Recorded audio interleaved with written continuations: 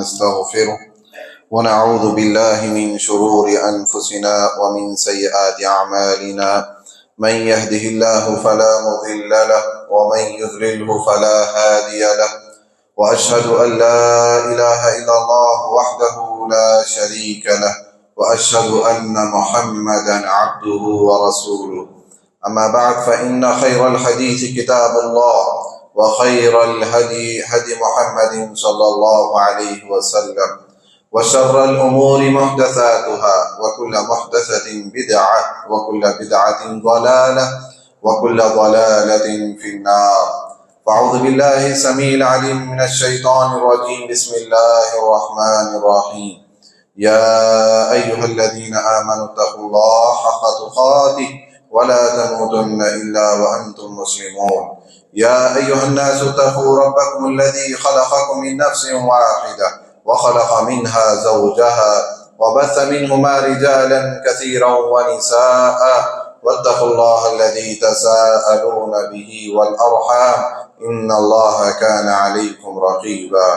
يا أيها الذين آمنوا اتقوا الله وقولوا قولا سديدا يصلح لكم أعمالكم ويغفر لكم ذنوبكم ومن يطع الله ورسوله فقد فاز فوزا عظيما.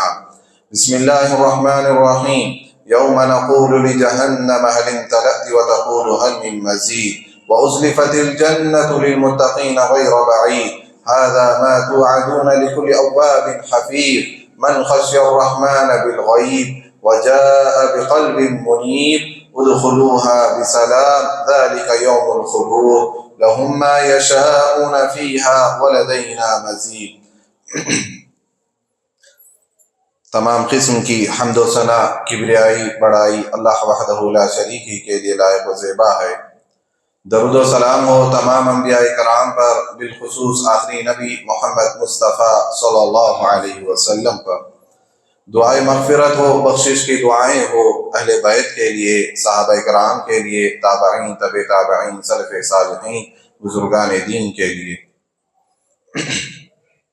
محترم حاضرین، خطبہ مسنونہ سے پہلے ایک مسئلہ میں آپ کے سامنے وضاحت کر دوں کہ دیکھیں، جب جمعہ کے دن اذان دی جائے اور جب آپ مسجد میں داخل ہو رہے ہیں تو ایسے میں چاہیے کہ آپ پہلے سنت ادا کر لیں، اس کے بعد فوری پھر خطبے میں شریک ہو جائیں، خطبہ سماعت کریں. اذان ہوتے ہوئے اذان کے ختم ہونے کا انتظار کرنا تاکہ اذان ختم ہو، پھر اس کے بعد ہم اذان کے بعد کی دعا پڑھیں، اس کے بعد پھر ہم سنت پڑھیں، اس کے بعد پھر ہم خطبہ سنیں، یہ مسنون نہیں ہے، یہ درست نہیں ہے. آتے ہی آپ پہلے سنت میں شامل ہو جائیں، سنت 2 رکعت ادا کر لیں. یہ اہم چیز ہے کیونکہ خطبہ سننا بہت ضروری ہے، یہ ایک عبادت ہے. خطبہ جمعے کا خطبہ سننا ایک عبادت ہے اور عبادت میں جلدی کرنی چاہیے، جبکہ اذان کے کلمات کا جواب دینا ایک سنت ہے. آپ فرض چیز کو سنت پر ترجیح نہیں دے سکتے.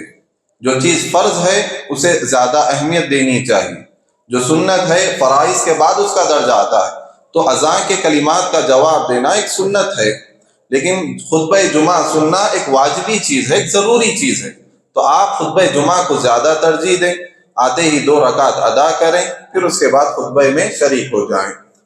محترم حاضرین، میرا جو خطبہ موضوع ہے، گزشتہ جمعہ نبی کریم صلی اللہ علیہ وسلم کا تقرب ہم قیامت کے دن کیسے حاصل کر سکتے ہیں، اس پر تھا.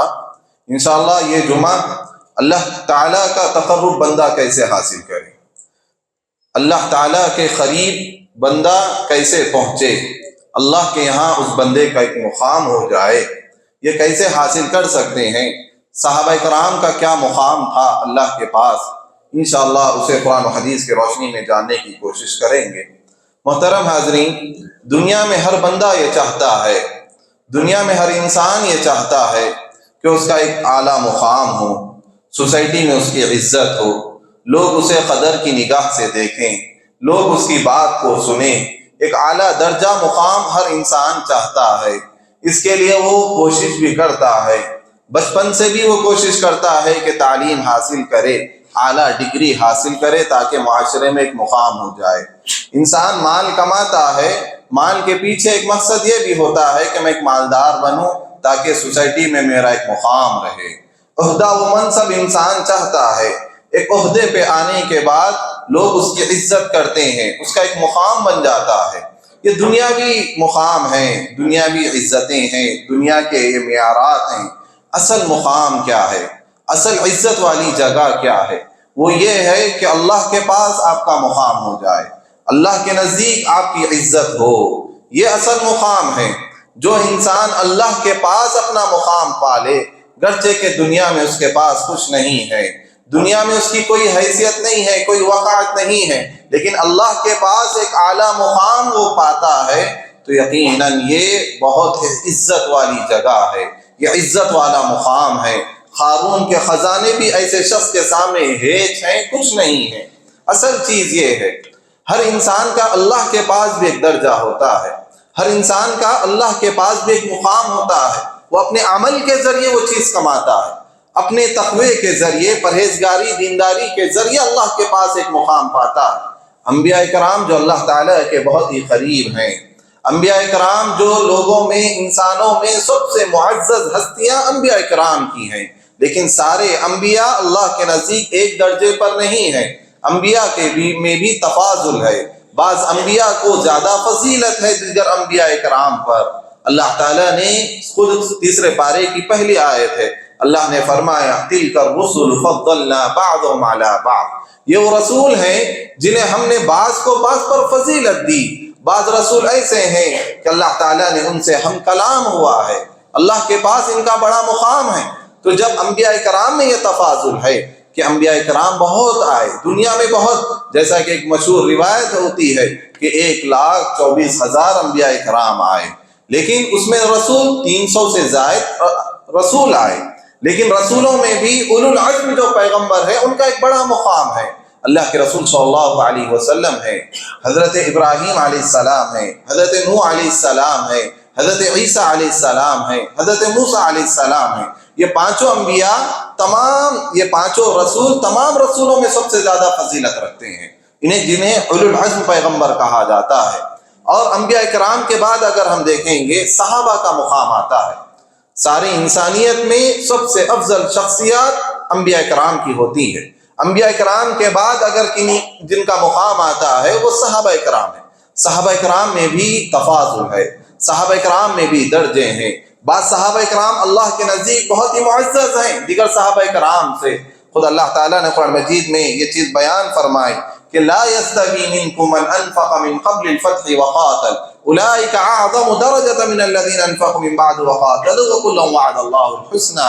اللہ نے فرمایا جو فتح مکہ کے بعد ہجرت کرے ہیں، جو فتح مکہ کے بعد اپنا مال خرچ کرے ہیں، جو فتح مکہ کے بعد جہاد میں شریک ہوئے ہیں، ان کا مقام وہ مقام نہیں ہے جو فتح مکہ سے پہلے جو صحابہ کرام ایمان لائے ہیں، فتح مکہ سے پہلے جنہوں نے ہجرت کی، فتح مکہ سے پہلے جو جہاد کیے، ان کا مقام بہت اونچا ہے۔ اللہ تعالیٰ نے خود قرآن مجید میں فرمایا اولئک اعظم درجہ، یہ وہ لوگ ہیں جن کا درجہ بہت ہی اونچا ہے اللہ کے پاس۔ تو ہم میں بھی ایسا ہی ہے، ہر مومن اللہ کے نزدیک ایک نہیں ہے، مومنوں میں تفاضل ہوتا ہے، اور یہ تفاضل کیسا ہوتا ہے؟ اعمال کے ذریعے ہوتا ہے۔ ہم جتنا نیک بنتے جائیں گے، ہم یہ جتنی عبادتوں کی پابندی کرتے جائیں گے، جتنا ہم اپنے اخلاق کو سنوارتے جائیں گے، ہمارا بھی اللہ کے پاس اتنا مقام بنتا چلا جائے گا۔ محترم حاضرین، صحابہ کرام میں دیکھیں حضرت عبداللہ ابن مسعود رضی اللہ تعالی عنہ جو قراء صحابہ کرام میں ہیں، حفاظ صحابہ کرام میں ان کا شمار ہوتا ہے، بڑے صحابی ہیں۔ ایک مرتبہ درخت پر چڑھے، مسواک توڑنے کے لیے درخت پر چڑھے، تو نیچے جو صحابہ کرام تھے انہیں دیکھ کر ہنسنے لگے، کیونکہ جو وہ اوپر چڑھے تو ان کی پنڈلیاں، ان کے پیر نظر آنے لگے۔ تو بہت ہی دبلے تھے، پست قد تھے، دبلے پتلے تھے، جن کے پیر بھی بہت ہی دبلے تھے۔ تو صحابہ کرام انہیں دیکھ کر ہنسنے لگے۔ اللہ کے رسول صلی اللہ علیہ وسلم نے صحابہ کرام سے پوچھا تم کیوں ہنس رہے ہو؟ صحابہ کرام نے کہا دیکھیں ابن مسعود کی پیروں کو دیکھ کر ہمیں ہنسی آ رہی ہے، کتنے ہلکے سے پیر ہیں، دبلے سے پیر ہیں۔ تو اللہ کے رسول صلی اللہ علیہ وسلم نے فرمایا والذی نفسی بیدی، والذی نفسی بیدہ لہما اثقل فی المیزان من احد، کہ اس ذات کی قسم جس کے ہاتھ میں میری جان ہے، ان دو پیروں کا وزن اللہ کے پاس احد سے بھی زیادہ ہے، احد پہاڑ سے بھی زیادہ ان دو پیروں کا وزن اللہ کے پاس۔ یعنی ابن مسعود کا اللہ کے نزدیک یہ مقام و مرتبہ ہے، جنہیں تم دیکھ کر ہنس رہے ہو، جن کی پیر کی بناوٹ پر تمہیں ہنسی آ رہی ہے، اللہ کے پاس یہ مقام ہے ان پیروں کا کہ احد پہاڑ سے بھی کہیں زیادہ وہ اونچے ہیں۔ ایک مرتبہ اللہ کے رسول صلی اللہ علیہ وسلم ایک مجلس میں تھے، اس مجلس میں صحابہ اکرام بھی تھے۔ ایک شخص گزرتا ہے وہاں سے، اللہ کے رسول صلی اللہ علیہ وسلم سوال کرتے ہیں صحابہ اکرام سے، یہ شخص جو گزر رہا ہے اس کے تعلق سے تمہارا کیا خیال ہے، تم کیا گمان کرتے ہو؟ صحابہ اکرام نے کہا اللہ کے رسول یہ معاشرے میں بڑا عزت والا آدمی ہے، اس کا بڑا عہدہ ہے، رتبہ ہے، اگر یہ کسی کے پاس سفارش کر دے لوگ اس کی سفارش قبول کر لیں گے، اگر یہ کسی کے گھر میں نکاح کا پیغام پہنچائے تو نکاح اس کا قبول کیا جائے گا، تو یہ اس کا مقام و مرتبہ ہے۔ کچھ دیر گزری، ایک اور شخص گزرا وہاں سے، معمولی سے کپڑے پہنے ہوئے وہاں سے گزرنے لگے، تو اللہ کے رسول نے پوچھا ان کے تعلق سے تمہارا کیا خیال ہے، تم کیا سمجھتے ہو ان کے تعلق سے؟ صحابہ اکرام نے کہا اللہ کے رسول ان کی کوئی اتنی حیثیت نہیں ہے، معاشرے میں ان کا کوئی اتنا مقام نہیں ہے، اگر یہ کسی کے پاس سفارش کر دیں لوگ ان کی سفارش بھی قبول نہیں کریں گے، اگر یہ کسی کے گھر میں شادی کا پیغام پہنچائیں گے لوگ انہیں قبول نہیں کریں گے۔ اللہ کے رسول صلی اللہ علیہ وسلم نے صحابہ کرام کی گفتگو سن کر بیان کیا کہ جس شخص کے تعلق سے تم لوگ پہلے والے شخص کے تعلق سے کہتے ہو، اگر ایسے لوگ ساری دنیا بھر کے بھی لوگ آ جائیں گے اللہ کے پاس اس شخص کا مقام نہیں پا سکیں گے۔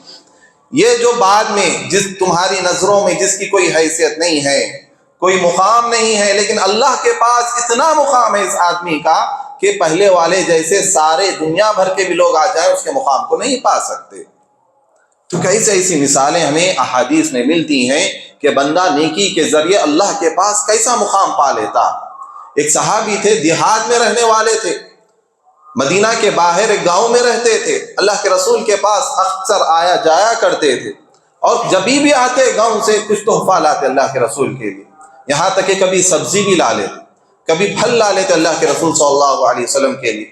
اللہ کے رسول بھی جاتے ہوئے انہیں خالی ہاتھ نہیں چھوڑتے، بلکہ اللہ کے رسول میں انہیں ستو دیتے، یا کہ جو کچھ ہوتا اللہ کے رسول کے پاس اللہ کے رسول میں انہیں تحفہ دے کر روانہ فرماتے تھے۔ ایک مرتبہ وہ بازار میں سامان بیچ رہے تھے، اللہ کے رسول صلی اللہ علیہ وسلم نے دیکھا تو پیچھے سے اللہ کے رسول ان کے پیچھے سے لپیٹ گئے اللہ کے رسول، اور ان کی آنکھوں پر اپنا ہاتھ رکھ دیا، پھر کہا مذاق سے اللہ کے رسول نے کہا من یشتری العبد، اس بندے کو کون خریدے گا، اس غلام کو کون خریدے گا؟ جیسے ہی آواز سنی وہ صحابی پہچان گئے کہ پیچھے اللہ کے رسول ہیں، تو اپنی پیٹھ کو اللہ کے رسول کے پیٹ سے ملنے لگے، تبرک یعنی برکت کے طور پر، اللہ کے رسول سے محبت کے طور پر اپنے جسم کو اللہ کے رسول کے جسم سے ملنے لگے۔ پھر کہنے لگے اے اللہ کے رسول اگر آپ مجھے بیچیں گے بھی اس غلام کو کون خریدے گا؟ اگر آپ مجھے بیچیں گے تو کم نقصان یعنی نقصان میں بیچیں گے، آپ کوئی فائدہ نہیں ہوگا، مجھ جیسے آدمی کو کوئی نہیں خریدے گا۔ لیکن اللہ کے رسول نے فرمایا ان سے کہ تمہارا مقام اللہ کے نزدیک سستا نہیں ہے، انت عند اللہ غالی، کہ تم اللہ کے پاس بہت زیادہ قیمتی ہو، اللہ کے نزدیک تمہارا بڑا مقام ہے، گرچہ کہ لوگ تمہاری اتنی عزت نہیں کرتے ہو۔ ایک مسلم کی روایت میں آتا ہے اللہ کے رسول صلی اللہ علیہ وسلم نے فرمایا کچھ لوگ اللہ کے بندے دنیا میں زمین پر ایسے بھی بندے ہوتے ہیں مدفوع بالباب، دروازوں سے دھکے مار کر نکال دیے جاتے ہیں، جن کا کوئی مقام و مرتبہ نہیں ہوتا لوگوں کی نظروں میں، لیکن اللہ کے نزدیک ان کا ایسا مقام ہوتا ہے کہ اللہ کے رسول نے فرمایا لو اقسم علی اللہ لا برہ، کہ اللہ کی قسم اگر وہ کھا لیں کسی بات پر، اگر وہ اللہ کی قسم کھا لیں اللہ تعالیٰ ان کے قسم کی لاج رکھ لیتا ہے، اللہ تعالیٰ ان کے قسم کو جھوٹا ہونے نہیں دیتا، اللہ تعالیٰ ان کی بات کو مکمل کر دیتا اگر وہ کسی تعلق سے قسم کھا لیں۔ محترم حاضرین، انتہا ہوتی ہے، آدمی نیک کام کرتا ہے، اللہ کا تقرب حاصل کرتا ہے، ہر کام میں وہ اخلاص پیدا کرتا ہے، ہر عبادت میں اللہ کی رضا چاہتا ہے، اللہ سے اتنا قریب ہو جاتا ہے کہ انتہا ہو جاتی ہے اللہ کے نزدیک اس کی کہ اللہ تعالیٰ اس شخص کا نام لیتا ہے، اللہ تعالیٰ اپنے یہاں مقرب فرشتوں میں اس شخص کا ذکر خیر کرتا ہے، فرشتے اپنی محفل میں اس شخص کا تذکرہ کرتے ہیں، روئے زمین پر اس شخص کے تذکرے کیے جاتے ہیں، ذکر خیر کیے جاتے ہیں۔ ابی بن کعب رضی اللہ تعالی عنہ، حضرت ابی بن کعب رضی اللہ تعالی عنہ، اللہ کے نزدیک ان کا مقام دیکھیے، قرہ صحابہ اکرام میں ہیں، حافظ قرآن، قرآن کی ایسی تلاوت کرنے والے، اللہ کے نزدیک بہت ہی محبوب آدمی ہیں۔ اللہ تعالیٰ نے اللہ کے رسول کو فرمایا، اللہ تعالیٰ اللہ کے رسول کو حکم دے رہا ہے کہ تم ابی سے قرآن مجید کو سنو، ان کی تلاوت تم سنو۔ اللہ کے رسول جب ابی بن کعب کو بلا کر کہتے ہیں کہ مجھے حکم ہوا ہے کہ میں تم سے قرآن سنوں، ابی بن کعب کہتے ہیں اے اللہ کے رسول، کہ اللہ تعالیٰ نے میرا نام لے کر کہا ہے، کہ اللہ نے میرا نام لے کر آپ کو ذکر کیا ہے؟ اللہ کے رسول فرماتے ہیں ہاں، اللہ نے تمہارا نام لے کر مجھے حکم دیا ہے کہ میں تم سے قرآن سنوں۔ تو وہاں پر فجعل ابی یبکی، صحابی رسول رونے لگ جاتے ہیں، خوشی کے مارے آنکھوں سے آنسو آ جاتے ہیں۔ تو یہ مقام و مرتبہ کیسا ہوتا ہے کہ اللہ تعالیٰ نام لے رہا ہے، رسول کو حکم دے رہا ہے کہ ان سے قرآن سنو۔ کیا ایسے ہی ہو گیا کہ آدمی اس کے لیے کوششیں کرتا ہے، نیندوں کو قربان کرتا ہے، عبادتوں میں محنت کرتا ہے، اللہ تعالیٰ کے لیے قربانیاں دیتا ہے، فی سبیل اللہ وہ ہو جاتا ہے، تب جا کر وہ مقام و مرتبہ بنتا ہے۔ محترم حاضرین، ہمیں بھی چاہیے کہ جو چیزیں ہمیں حکم کے طور پر مل رہی ہیں، اللہ تعالیٰ کے جو اوامر ہیں، نمازوں کا ہمیں حکم دیا جا رہا ہے، زکوٰۃ کا ہمیں حکم دیا جا رہا ہے، روزے کا ہمیں حکم دیا جا رہا ہے، صدقہ و خیرات کا ہمیں حکم دیا جا رہا ہے، قرآن مجید کی تلاوت کا ہمیں حکم دیا جا رہا ہے، ہم میں سے کتنے ہیں جو ان میں پورے اترتے ہیں؟ ہم میں سے کتنے ہیں جو ان اوامر پر عمل کرتے ہیں اللہ کی رضا چاہنے کے لیے؟ ہم اللہ کے لیے کتنا وقت نکالتے ہیں؟ ہم اللہ کے لیے کتنا صدقہ کرتے ہیں؟ کتنی ہماری تلاوتیں ہوتی ہیں؟ اس چیز پر ہمیں غور کرنا چاہیے۔ محترم حاضرین، اللہ کے نزدیک وہ بندہ سب سے زیادہ معزز ہوتا ہے جس کے دل میں اللہ کا ڈر ہوتا ہے، اللہ کا تقوی جس شخص کے دل میں ہوتا ہے۔ اللہ تعالیٰ نے قرآن مجید میں فرمایا یا ایھا الناس انا خلقناکم من ذکر وانثی وجعلناکم شعوبا وقبائل لتعارفوا ان اکرمکم عند اللہ اتقاکم۔ اللہ تعالیٰ تمام لوگوں سے مخاطب کر کے کہہ رہا ہے اے لوگو، ہم نے تمہیں پیدا کیا، ایک مرد اور ایک عورت سے ہم نے تمہیں پیدا کیا، ہم نے تمہارے خاندان بنائے، ہم نے تمہارے قبیلے بنائے۔ کس لیے بنائے؟ فخر کے لیے نہیں، بلکہ اللہ نے فرمایا لتعارفوا، آپس میں تمہاری پہچان ہو سکے، آپس میں تم ایک دوسرے کو پہچان پاؤ، اس لیے اللہ تعالیٰ نے خاندان و قبیلے بنائے، نہ کہ فخر کے لیے۔ اس کے بعد اللہ نے فرمایا تم میں سے سب سے زیادہ معزز کون ہے؟ تم میں سے سب سے زیادہ ڈرنے والا اللہ کے نزدیک زیادہ معزز ہے۔ اللہ کے ہاں اس شخص کا مقام ہے، اللہ کے ہاں اس شخص زیادہ قریب ہے جو اللہ تعالیٰ سے زیادہ ڈرتا ہے، اللہ تعالیٰ کا تقوی اختیار کرتا ہے۔ تقوی کیا ہے؟ تقوی دل میں ہوتا ہے، اللہ کا ڈر اس کے دل میں ہوتا ہے، اللہ جو حکم دے اس پر وہ عمل کر لیتا ہے، اللہ جس چیز سے روک دے اس سے رک جاتا ہے، منحیات سے رک جاتا ہے، حرام کردہ چیزوں سے رک جاتا ہے، حلال کمائی کے ذرائع کو اپناتا ہے۔ انسان خصوصاً رزق کے معاملے میں حلال راستے تلاش کرے، رزق حلال و تلاش کرنے والا بننا، یہ متقی انسان کی پہچان ہے۔ اور ان فواحش کے دور میں، فتنوں کے دور میں اپنے آپ کو فتنے سے بچائے، اپنے آپ کو انصاف پر رکھے، ہر معاملے میں انصاف سے وہ کام لے، اچھے اخلاق والا بن جائے، اچھی زبان والا بن جائے، اچھے لین دین کے معاملات اس کے درست ہوں، صاف ہوں، شفاف ہوں۔ یہ آدمی تقوی والا، یہ آدمی متقی ہے، یہ پرہیزگار ہے۔ تو محترم حاضرین، اللہ کے نزدیک سب سے زیادہ معزز، سب سے زیادہ قریب انسان وہ ہے جو اللہ تعالیٰ سے زیادہ ڈرنے والا ہوتا ہے۔ اسی طرح اللہ کے نزدیک سب سے زیادہ مقام جو پاتا ہے وہ اللہ کی راہ میں اپنے آپ کو لگانے والا، شہید جسے کہتے ہیں، جو اللہ کی راہ میں اپنی جان لگا دیتا ہے۔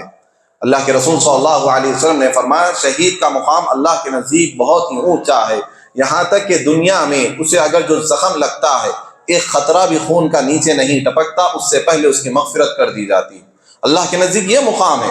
اللہ تعالیٰ ہمیں کیا حکم دے رہا ہے کہ جو لوگ اللہ کی راہ میں شہید ہوتے ہیں، لا تقتلوا امواتا، تم ان سے مردہ مت کہو، بل احیاء عند ربهم يرزقون، بلکہ وہ تو زندہ ہیں اللہ کے پاس، اللہ تعالیٰ کے پاس وہ رزق پا رہے ہیں، اللہ تعالیٰ کے پاس ان کا بڑا مقام و مرتبہ ہے۔ اللہ کے رسول صلی اللہ علیہ وسلم سے پوچھا گیا کہ اللہ کے نزدیک سب سے بلند آدمی کون ہے، عزت والا، مقام و مرتبے والا؟ تو آپ نے فرمایا ایسا شخص جو گھوڑے کی پیٹھ پر جب سوار ہوتا ہے تو دشمن کی فوجوں میں خوف طاری ہو جاتا ہے، یہ بھی دشمن سے ڈرتا ہے لیکن دشمن بھی اس سے خوف کھاتا ہے، ایسا شخص اللہ کے نزدیک زیادہ معزز ہوتا ہے۔ تو یہ شہید کا ایک مقام و مرتبہ ہے۔ اسی طرح تیسرا، اللہ کے نزدیک ان لوگوں کا بھی مقام و مرتبہ ہوتا ہے جو اللہ کے پیغام کو لوگوں تک پہنچاتے ہیں، اللہ کے پیغام کو پہنچانے والے، اللہ کی دعوت دینے والے، اللہ کی طرف لوگوں کو بلانے والے، وہ علماء ہوتے ہیں، وہ خطباء ہوتے ہیں، وہ مفسرین ہوتے ہیں، وہ شیخ الحدیث ہوتے ہیں، جو لوگوں کو حدیث کا درس دیتے ہیں، جو لوگوں کو قرآن کی تعلیم عام کرتے ہیں، جو لوگوں کو توحید کی دعوت دیتے ہیں۔ ان لوگوں کا بھی مقام اللہ کے نزدیک بہت ہی اونچا ہے۔ امام سفیان بن عیینہ رحمۃ اللہ علیہ فرماتے ہیں کہ سفیان بن عیینہ جو جن کی زندگی کے تعلق سے آتا ہے کہ انہوں نے 80 مرتبہ حج کیا، 80 مرتبہ انہوں نے حج کیا۔ وہ خود فرماتے ہیں کہ جب سے میں نے ہوش سنبھالا، جب میری عمر 10 سال کی تھی، جب سے میں حج کے لیے جاتا تھا، ہر سال حج کرتا تھا، کسی سال مجھ سے ناغہ نہیں ہوا ایک سال بھی۔ 80 حج انہوں نے کہ جب ان کی زندگی یعنی 90 سال کے جب ہوئے، ہمیشہ اللہ سے دعا کرتے ہیں اللہ مجھے آئندہ سال بھی حج کی سعادت نصیب فرما، اللہ تعالیٰ ان کی دعا قبول کر لیتا۔ جب وہ 90 سال کے ہوئے، وہ فرماتے ہیں کہ مجھے اس سال دعا کرنے میں شرم آئی کہ میں اتنے سال سے حج کر رہا ہوں کہ آئندہ سال میں مجھے حج کی سعادت نصیب فرما، یہ دعا کرنے مجھے شرم آئی۔ وہ خود بیان کرتے ہیں، اسی سال ان کا انتقال ہوا، تو وہ بیان کرتے ہیں کہ اللہ کے نزدیک سب سے زیادہ معزز کون ہوتا ہے؟ مقام و مرتبے میں وہ آدمی ہوتا ہے جو بندوں اور اللہ کے درمیان واصلہ ہوتا ہے، واسطہ ہوتا ہے بندے اور اللہ کے درمیان۔ اور وہ کون ہے؟ وہ انبیاء کرام ہیں۔ انبیاء کرام کے بعد وہ علماء ہوتے ہیں جو اللہ کے پیغام کو بندوں تک پہنچاتے ہیں، اللہ کی رسالت کو بندوں تک پہنچاتے ہیں، اللہ کی طرف لوگوں کو دعوت دیتے ہیں۔ اللہ تعالیٰ نے ان کے تعلق سے قرآن مجید میں فرمایا سورہ مجادلہ میں، یرفع اللہ الذین آمنوا منکم والذین اوتوا العلم درجات، اللہ تعالیٰ اہل ایمان کے درجات کو بلند کرتا ہے، اللہ تعالیٰ علم والوں کے درجات کو بلند کرتا ہے اللہ تعالیٰ۔ اور اللہ تعالیٰ نے ان کے لیے ایسے انتظامات فرما دیے ہیں کہ اللہ نے فرمایا قل هل يستوي الذين يعلمون والذين لا يعلمون، اے نبی آپ لوگوں سے سوال کیجئے کہ جاننے والے نہ جاننے والے کیا آپس میں برابر ہو سکتے ہیں؟ ہرگز بھی برابر نہیں ہو سکتے۔ آپ صلی اللہ علیہ وسلم نے فرمایا علم کو جاننے والا، دین علم سے واقف آدمی ایسا ہے جیسے کہ میری مثال تم میں سے ایک ادنا شخص کی ہے، میری مثال جس طرح تمہیں سے ایک ادنا شخص کی ہے، ایسے علم اور عابد کے درمیان کا فاصلہ ہے۔ اللہ تعالیٰ نے ان اللہ وملائکتہ واہل السماوات والارض یصلون علی المعلم، کہ اللہ کے رسول صلی اللہ علیہ وسلم نے فرمایا بے شک اللہ تعالیٰ رحمتیں نازل فرماتا ہے ان لوگوں پر، بے شک فرشتے ان کے حق میں دعا کرتے ہیں، آسمان والے ان کے حق میں دعا کرتے ہیں، زمین والے ان کے حق میں دعا کرتے ہیں، یہاں تک کہ چونٹی بھی اپنے بل میں ان کے حق میں دعا کرتی ہے، سمندر میں تیرنے والی مچھلی بھی ان کے حق میں دعا کرتی ہے، بخشش کی دعائیں ان کے لیے ہوتے ہیں، استغفار کی دعائیں ان کے لیے ہوتے ہیں۔ لہذا ہمیں علم کا طالب ہونا چاہیے، ہر مومن کو علم دین حاصل کرنے والا ہونا چاہیے، وہ قرآن مجید کو پڑھنے والا بنے، وہ دین کے بنیادی مسائل کو جاننے والا بنے، وہ عقیدے کے مسائل کو جاننے والا بنے، وہ فقہ کے مسائل کو جاننے والا بنے۔ جب تک آپ علم حاصل کرتے ہیں آپ خیر پر ہوتے ہیں، اللہ تعالیٰ آپ کے لیے خیر کے دروازے کھول دیتا ہے، اللہ تعالیٰ آپ کے لیے برکت کے دروازے کھول دیتا ہے۔ کیا ہمارے پاس اتنا وقت نہیں ہوتا کہ ہم اللہ کے لیے، اللہ کی کتاب کو جاننے کے لیے دن میں 5 منٹ کا وقت نکالیں، ایک صفحہ ہم سیکھنے کی کوشش کریں، قرآن مجید کا ایک صفحہ ہم پڑھنے کی کوشش کریں، ایک سورت کو یاد کرنے کی ہم کوشش کریں۔ یہ وہ علم کی طلب ہے جو اللہ تعالیٰ کے پاس آپ کو ایک اونچا مقام عطا فرماتی ہے، آپ ایک درجے پر فائز ہو جاتے ہیں۔ جب آپ اللہ سے دعا کرتے ہیں اللہ تعالیٰ آپ کی دعاؤں کو قبول کر لیتا ہے۔ ایسا نہیں کہ خاص صرف علماء جو مخصوص پوری زندگی علم کے لیے لگا دیتے ہیں، یہ ان کے لیے نہیں ہے، ہر مومن طالب علم ہوتا ہے، عام انسان بھی طالب علم ہوتا ہے، اسے دین کو سیکھنا چاہیے۔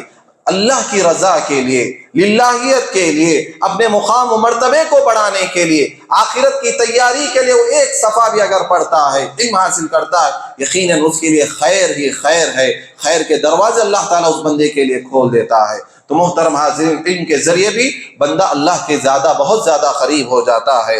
اسی طرح وہ بندہ جو نمازوں کی بھی پابندی کرتا ہے اور اپنے مال سے اللہ کی راہ میں صدقہ بھی کرتا ہے، اللہ تعالیٰ نے سورہ نور میں فرمایا رجال لا تلہیہم تجارہ ولا بیع عن ذکر اللہ واقام الصلاۃ وایتاء الزکاۃ، ایسے لوگ ہوتے ہیں جنہیں ان کی تجارت اللہ کے ذکر سے غافل نہیں کرتی، وہ نماز پڑھنے والے ہوتے ہیں، وہ زکوٰۃ ادا کرنے والے ہوتے ہیں۔ اللہ کے رسول صلی اللہ علیہ وسلم سے جب پوچھا جاتا ہے کہ اللہ کے نزدیک سب سے زیادہ مقام و مرتبے والا کون ہے، تو آپ صلی اللہ علیہ وسلم اس کے جواب میں یہ فرماتے ہیں وہ آدمی جو نماز پڑھتا ہے، فرائض کا اہتمام کرتا ہے اور پھر اپنے مال میں سے اللہ کی راہ میں صدقہ کرتا ہے۔ آپ اگر صاحب زکوٰۃ ہیں، خوش دلی کے ساتھ اللہ کی راہ میں دینے والے بنے۔ اگر آپ صاحب زکوٰۃ نہیں ہیں تب بھی آپ اپنے مال کا کچھ حصہ اللہ کی راہ میں لگانے والے بنے، تاکہ آپ اس کے ذریعے اللہ کے ہاں ایک مقام والے بن جائے، آپ کی عزت ہو، آپ معزز بن جائیں، اللہ کا تقرب آپ کو حاصل ہو جائے۔ کہ کبھی بھی اللہ کی راہ میں صدقہ کرتے ہوئے، اپنا مال خرچ کرتے ہوئے دل تنگ نہیں کرنا چاہیے، بخیلی نہیں کرنا چاہیے، بلکہ اس راہ میں بھی بندے کو خوش دلی کے ساتھ اللہ کی رضا چاہتے ہوئے آگے بڑھنا چاہیے، تاکہ وہ یہ اللہ سے یہ امید رکھے کہ اللہ تعالیٰ اس کے ذریعے مجھے اللہ سے زیادہ قریب ہو جاؤں، اللہ کا تقرب میں حاصل کر لوں۔ اسی طرح ایک آخری چیز یہ بھی ہے کہ بندہ جس حال میں بھی ہو اللہ کا شکر گزار رہے، قناعت پسند ہونا چاہیے۔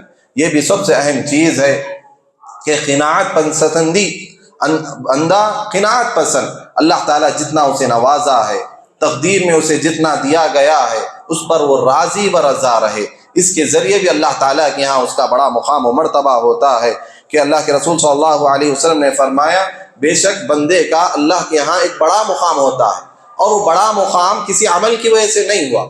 نیک عمل کر کے بندہ بڑا مقام کو پاتا ہے، لیکن بعض بندے ایسے بھی ہوتے ہیں ان کا عمل اتنا اچھا نہیں ہوتا، لیکن اللہ کے یہاں ان کا ایک بڑا مقام ہوتا ہے۔ پھر آپ صلی اللہ علیہ وسلم نے فرمایا یہ وہ بندے ہوتے ہیں کہ اللہ تعالیٰ انہیں ان حالات میں رکھتا ہے، ان آزمائشوں میں رکھتا ہے، وہ آزمائشوں پر صبر کرتے ہیں، پریشانیوں میں وہ صبر کر لیتے ہیں، اس کے ذریعے اللہ تعالیٰ انہیں ایک بڑا مقام عطا فرما دیتا ہے۔ تو صبر کے ذریعے، قناعت کے ذریعے، حالات کتنے بھی پریشان کن کیوں نہ ہوں، بیماریاں کتنی تکلیف دہ کیوں نہ ہوں، بندہ ہر حال میں اللہ تعالیٰ کا شکر ادا کرنے والا بنے۔ بسا اوقات اللہ کے رسول صلی اللہ علیہ وسلم دیکھتے کہ صحابہ کرام جو اصحاب صفہ کہلاتے ہیں، جو غریب صحابہ کرام تھے، جو اللہ کے رسول صلی اللہ علیہ وسلم کے قریب میں ایک چبوترے پر رہتے تھے، تو منافقین ان کا مذاق اڑایا کرتے تھے۔ جب وہ نمازیں پڑھتے، نمازوں کے بعد خالی اوقات میں وہیں بیٹھے رہتے، بھوک و پیاس کی شدت کی وجہ سے یہ حالت ان کی ہو جاتی کہ ان کی گردنیں لٹک جاتی، زمین پر بے ہوشی کے عالم میں پڑے رہتے۔ تو منافقین ان کا مذاق اڑاتے ہیں، یہ دیکھو ایمان والے، یہ اللہ تعالیٰ کے زیادہ قریب ہیں، اپنے آپ کو کہتے ہیں۔ اگر یہ اللہ کے نزدیک اونچے مقام والے ہیں تو دنیا میں ان کی یہ حالت ہے، افلاسی انہیں جکڑی ہوئی ہے، غربت کی وجہ سے انہیں 2 وقت کا کھانا انہیں نصیب نہیں ہو رہا ہے، مذاق اڑاتے، اس طرح کے کلمات کہتے۔ اللہ کے رسول صلی اللہ علیہ وسلم نے ایک مرتبہ سنا تو آپ نے فرمایا صحابہ کرام سے، اے میرے صحابہ، ان کی باتوں کو سن کر تم برا مت مانو، تم اپنے دلوں کو چھوٹا مت کرو، کیونکہ جو غربت و افلاسی کے باوجود تم وضو کر کے نماز کے لیے کھڑے ہوتے ہو، غربت و افلاسی کے باوجود تم اللہ تعالیٰ کو خوش کرنے کے لیے نیک عمل کرتے ہو، اللہ تعالیٰ اس کے بدلے میں تمہارے لیے بڑے درجات رکھے ہیں۔ اگر تم ان مقام کو دیکھ لے، اگر تم اپنے ثواب کو دیکھ لو گے تو اللہ تعالیٰ سے دعا کرو گے کہ اللہ تعالیٰ ہماری افلاسی میں اور زیادہ فرما، ہماری غربت میں اور مزید اضافہ فرما، یہ دعا کرنے لگ جاؤ گے۔ اللہ کے رسول صلی اللہ علیہ وسلم نے یہ کلمات کہیں۔ ابھی تو پردوں میں چھپے ہوئے ہیں، بندوں کے اعمال اللہ کے ہاں محفوظ ہیں، ابھی وہ پردے میں ہیں، وہ غائب میں ہیں۔ جب قیامت آ جائے گی، جب سارے حقائق سامنے آ جائیں گے، چھپی ہوئی چیزیں سامنے آ جائیں گی، ہر شخص کا مقام و مرتبہ اسے دکھا دیا جائے گا، اس وقت کے کیا کہنے، لوگ اس وقت کو، لہذا اس وقت کی تیاری کریں۔ آج فرصت ہے، آج غنیمت ہے، ہم اللہ کے ہاں ایک مقام پا سکتے ہیں، ہم اپنی آخرت کو سنوار سکتے ہیں۔ لہذا اس زندگی کو غنیمت جانتے ہوئے نیک عمل میں سبقت کرنے کی کوشش کریں، اللہ تعالیٰ سے دعا کریں۔ اللہ تعالیٰ ہم تمام کو نیک عمل کرنے کی توفیق عطا فرما، اللہ تعالیٰ ہم تمام کے گناہوں کو معاف فرما، اللہ تعالیٰ ہمیں جب تک رکھے ایمان و عمل کے ساتھ رکھے، نیک عمل کرنے کی توفیق عطا فرمائے۔ جب ہمارا خاتمہ ہو ایمان بالخیر پر ہمارا خاتمہ فرما، اللہ تعالیٰ ہم تمام سے راضی ہو جا، آمین یا رب العالمین۔ بارک اللہ لی ولکم ولسائر المسلمین واستغفروا انہ هو الغفور الرحیم۔